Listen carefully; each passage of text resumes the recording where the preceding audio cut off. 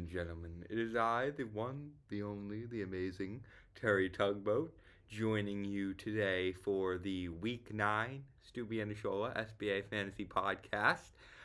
Before we begin, I'd like to address the allegations regarding the frequency of the league upload, and I would like to say that we admit on our part we have not gotten you these podcasts as frequently as we know you would hope for or we had wished, with some weeks missing the podcast when it did not get edited and finished in time.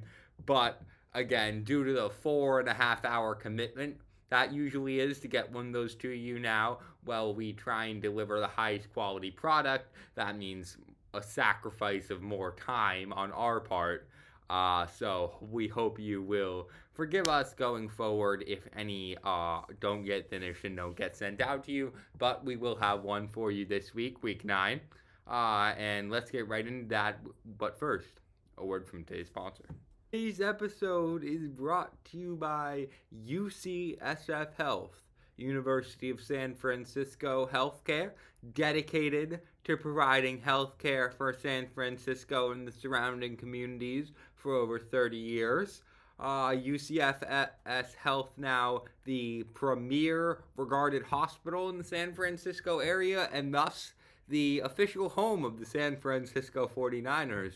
Their Christmas present this year, a hospital bill, due to the 19 or 20 players they currently have on the injury report, including every single notable one. But somehow the Niners are still keeping things competitive. But thank you to UCSF Health for all the support they have shown to the Niners through their many medical treatments this year. Thank you to UCSF Health for not sponsoring today's video. These were your Week 8 matchups. We had the Bower of London falling at the hands of Lam Bam Thank You Ma'am. Never thought I'd say those words. Nakua and My Coffee on bye this week picked up the win. Lamar, you ready for it? Just lost to J Stu by 6 points. HM Cats blew out Hope I Mekit, who started off slow, then really showed some promise, now finds herself in 13th place. That was a battle of the least, 12 versus 13, but very competitive, which we'll talk about in a moment. Bill's bumbling Bobcats got a decisive win against Team GABA, as he picked up a much-needed victory to avoid falling to just 2 wins.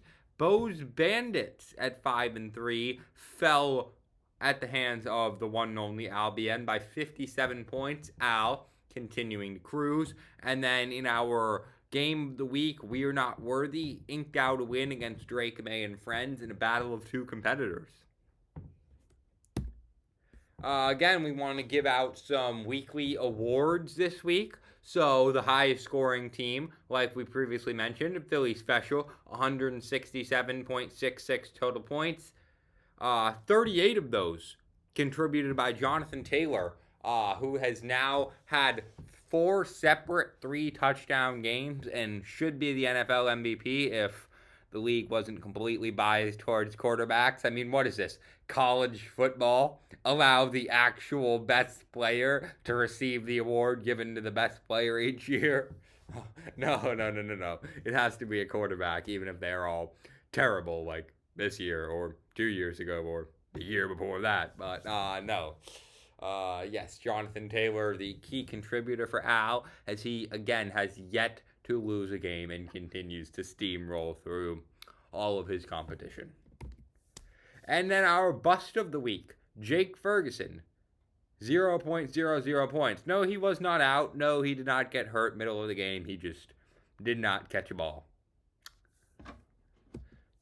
And then in our smallest margin of victory, We're Not Worthy and Drake May and Friends, less than 5 points separating them. We're Not Worthy picking up a big-time win. There were questions about how much of a contender they really are, or if it was just kind of a weak schedule. No longer. I think this win asserts themselves in our, as previously mentioned, game of the week this week. And then here we give you a look at the current SBA standings, Philly Special in first place. We Are Not Worthy following suit at 6-2. But then you look at 3 through 13. 2 games separating third place and last place, or last place non-bye week rather.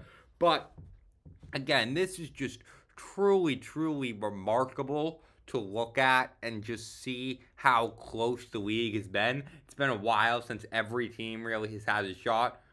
Any team could have a good week, beat a team that's 5-3 or 4-4, and suddenly the team are 12th, 13th, 11th, right back in playoff contention. Because if you'll remember, 8 make it, and so crowded in that 4-4 range. You even talk about Lamar, you ready for it? Drake May and friends, and then up at 1,000 points. And then the Bower of London and Wham Bam Thank You Ma'am, 850 points for, or Wham Bam Thank You Ma'am, 833 rather. But the 3 teams below them, all in the 900 range. Jay Stu approaching 1,000, in fact. Just very interesting, in fact, that all of the teams below them, 10 through 13, have scored more than them. Again, just sometimes depends on who you play each week. But that is definitely going to be a big thing going down the stretch here as we approach the playoffs, because again, points 4 is the tiebreaker, and with so much of it depending on who you play each week, if you get the win, if we continue to see the league be as competitive as it is right now, I mean, Bower of London, Wham Bam Thank You Man could be in some hot water. They have to start putting some points on the board. Same thing with Hope I Make It, when right now the Wham Bam Thank You Ma'am and the Bower of London are in 8th and 9th place, but they have the 2 least amount of points for. And then you talk about a team like Jay Stu with 973.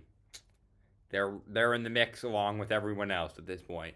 And then again, another shout out to Albion, the only team currently to cross the 1,100 mark, and he is closing in on 1,200.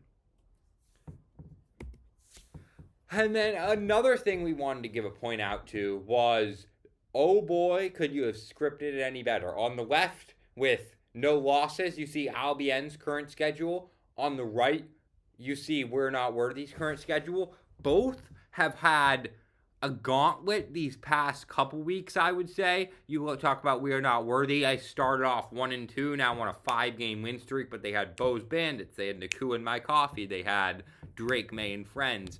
But again, they have kind of a cakewalk coming up with Team GABA, Hope I Make It, the Bower of London, and then on bye, and the chance to recover before their final game of the season, where this could decide a whole lot. We're Not Worthy taking on Philly Special Week 13. That is one to look forward to. Philly Special, you can see on the left there. Also kind of a cakewalk with Naku and My Coffee, Wham Bam Thank You Ma'am, HM Cats, and then Josh Bien and Bill's Bumbling Bobcats. So both teams I expect to have no more losses until that point. Maybe you can make a case for Naku and My Coffee taking down Albion, handing him his first loss this week.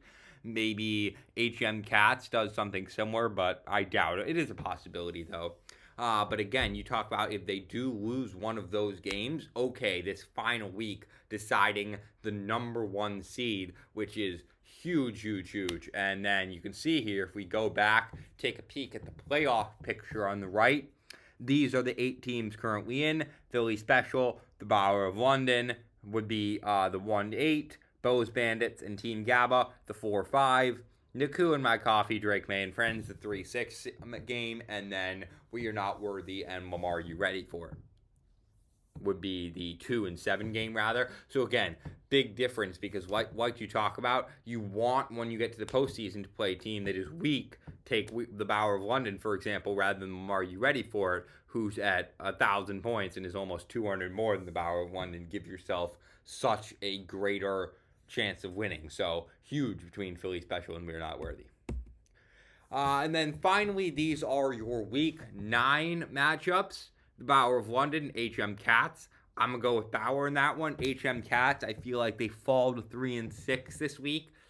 Maybe, dare I say, take themselves out of contention. Who knows? Naku and My Coffee and Philly Special, although they are currently not favored at the moment, I'm going to take Philly in that one.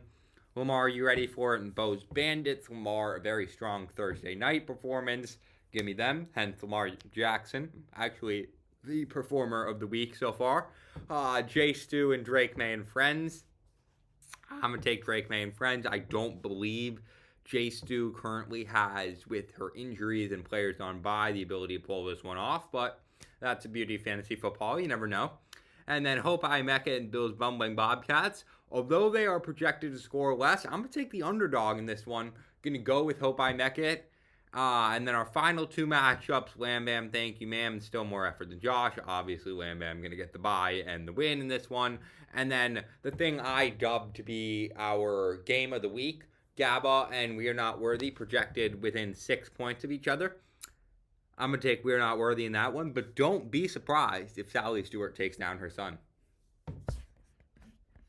That will do it for our Week 9 podcast. Thank you to Sonny BN for joining us today and providing his thoughts on the games. But again, that will do it. Once again, we'd like to apologize for our consistency with these uploads. Again, they are a big time commitment, so with other scheduling conflicts can be difficult.